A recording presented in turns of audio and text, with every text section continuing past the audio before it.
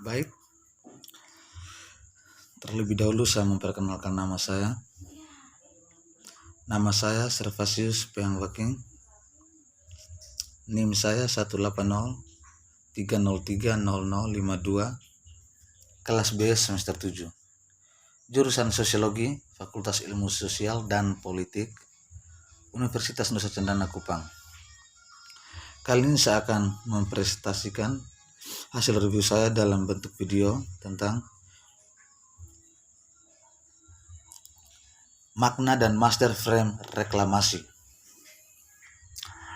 Pembingkaian inilah yang membuat banyak orang beralih ke balkon, ke barikade. Analisis kami tentang protes musim semi Arab bertumpu pada perspektif yang menekankan bingkai. Makna dan emosi, kami mengambil hati saran Kurzman 2012 tidak hanya untuk mengenali faktor struktural jangka panjang, tetapi juga untuk mencoba memahami pengalaman hidup dari pemberontakan. Melalui proses Max Weber yang disebut Verstehen, sering diterjemahkan sebagai pemahaman interpretif tindakan sosial.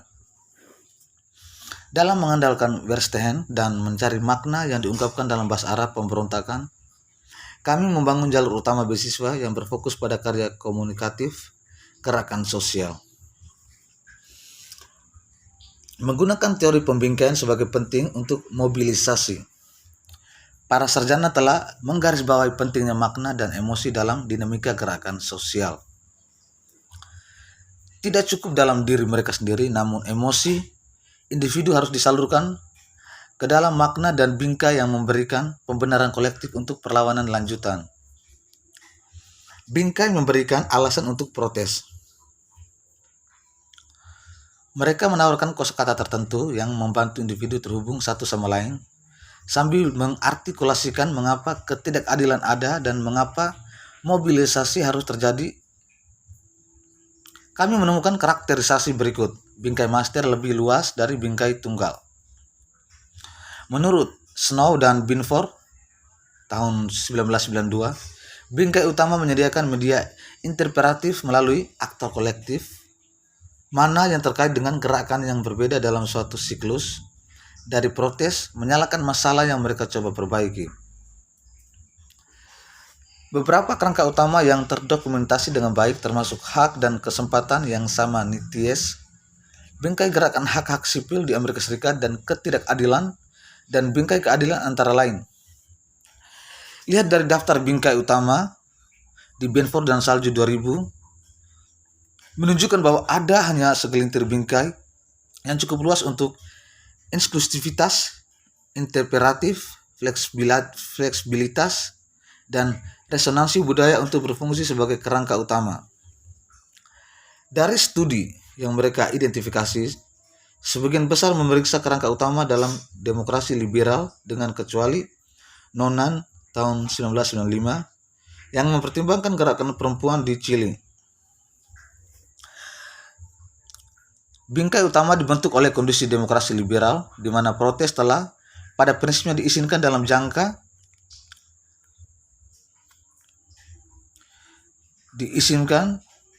jangka panjang, tidak secara langsung berlaku untuk pemberontakan Arab yang muncul tiba-tiba dalam konteks otoriter yang menindas segala bentuk oposisi publik. Kami melihat master frame reklamasi sebagai pelengkap penting untuk jenis bingkai utama yang telah lazim di pengaturan lain. Benford dan Snow menunjukkan bahwa menurut Swart 1995, bingkai yang telah diadopsi oleh dua atau lebih gerakan yang berbeda dengan demikian berfungsi sebagai bingkai utama ada karena mereka secara kultural beresonasi dengan mereka lingkungan sejarah, dengan fokus pada merebut kembali apa yang tidak disampaikan oleh para diktator atau diambil. Kerangka utama reklamasi telah bergaung secara budaya di Tunisia, Mesir, dan Libya pada momen bersejarah pemberontakan Arab, sebagai budaya yang telah dirampas dan dilanggar secara moral, telah berkembang untuk beberapa dekade. Dalam kurung tentang moralitas dalam protes Jasper 1999. Dalam ketiganya negara, seperti bingkai master lainnya. Bingkai master reklamasi adalah analitik konstruksi yang mencakup bingkai tunggal secara induktif diturunkan dari kami. Analisis foto dan pengamatan dan bingkai tunggal yang kami identifikasi di mereka.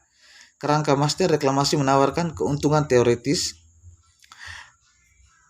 dan memberikan konsep sintetis yang lebih luas daripada konsep tunggal manapun. Bingkai yang membentuk bagian-bagiannya pada saat yang sama ketika mengekspresikan kesamaannya penyebut. Memahami strik dalam perspektif dari Amerika. Bagaimana kita memahami peristiwa ini di era pasca perang bidang industri? Hubungan IR memandang serangan sebagai senjata strategis dalam sistem yang dilembagakan perundingan bersama di negara-negara kapitalis maju. Kochan Katz dan Mikrese 1994. Pemogokan hari ini muncul di daerah-daerah di mana lembaga kerangka nasional tidak pernah ada, di mana mereka tidak lagi normatif dan di mana mereka diserang. Teori tradisional tampaknya tidak lagi relevan atau sama sekali tidak terbatas pada kondisi historis dan geografis yang terbatas. Sebagai Goddard 2011 mengamati bahkan di dalam bidang HI, topik pemogokan tampaknya sebagian besar telah dilupakan. Sebaliknya, banyak sarjana studi tenaga kerja telah beralih ke lebih banyak teori umum, gerakan sosial, menemukan perangkat alat yang berguna untuk memahami struktur peluang, mobilisasi sumber daya, pembingkaian diskursif dan sosial lainnya. Proses gerakan Dixon dan Martin 2012 tapi hanya meminjam konsep dari teori gerakan sosial sambil memberinya banyak wawasan. Tidak membantu kita memahami apa yang khas tentang mobilisasi, tenaga kerja dan terutama pemogokan. Untuk itu diperlukan analisis terhadap pola ketimpangan dan konflik dalam hubungan kerja. Untungnya para sarjana pemburuan telah mulai mengembalikan keresahan buruh di pusat dengan hati-hati berteori sumber kekuatan kerja sebagai mobilisasi pemogokan di masa kini. Pendekatan yang muncul dijuluki pendekatan sumber daya atau PRA tentang bentuk struktural, asosiasional dan simbolik dari tenaga kerja dalam hubungan kerja. Kerangka kerja ini dikembangkan dari studi kasus global dan penelitian komparatif internasional, menekankan bagaimana pekerja dan organisasi mereka dapat bertindak secara strategis dalam menghadapi perubahan hubungan kerja kapitalis. PRA adalah pendekatan yang menarik, terutama karena menjanjikan klarifikasi bagaimana sumber daya yang tersedia untuk gerakan buruh tertanam dalam sosial tertentu. Sayangnya bagaimana ia menderita beberapa penting kekurangan yang berhubungan. Pertama, ia cenderung mencampur adukan kekuasaan dalam kurung kemampuan untuk bertindak kolektif dan sumber daya dalam kurung sumber daya ungkit. Brookes 2015, kedua para cendekiawan yang mempelajari kasus-kasus yang berbeda telah menghasilkan daftar-daftar yang berkembang biak berbagai jenis sumber daya yang terkadang menyebabkan ketidaksetaraan atau istilah perdebatan yang membingungkan. Ketiga, meskipun mengidentifikasi kekuatan baru dan berbagai sumber daya, PRA gagal berteori medan di mana ini sumber daya dikerahkan. Para peneliti setuju bahwa konteks itu penting, apakah historis, geografis, kelembagaan atau lainnya. Tetapi kami masih kekurangan kerangka kerja untuk mengidentifikasi dan membandingkan konteks yang berbeda. Akhirnya, PRA tidak memiliki penjelasan yang koheran tentang hubungan antara berbagai jenis kekuasaan sumber daya. Beberapa sarjana menyoroti sumber daya yang muncul dalam kasus tertentu, sementara yang lain mengasosialisasikan bentuk-bentuk tertentu dengan periode sejarah tertentu, industri atau perjuangan tanpa berteori bagaimana berbagai sumber daya selalu berperan dan berinteraksi satu sama lain. Dalam artikel ini kami membangun PRA untuk mengatasi masing-masing kekurangan tersebut.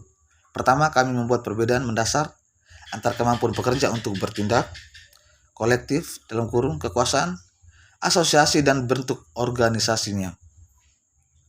Baik, Mungkin cuma itu saja penjelasan dari saya. Terima kasih.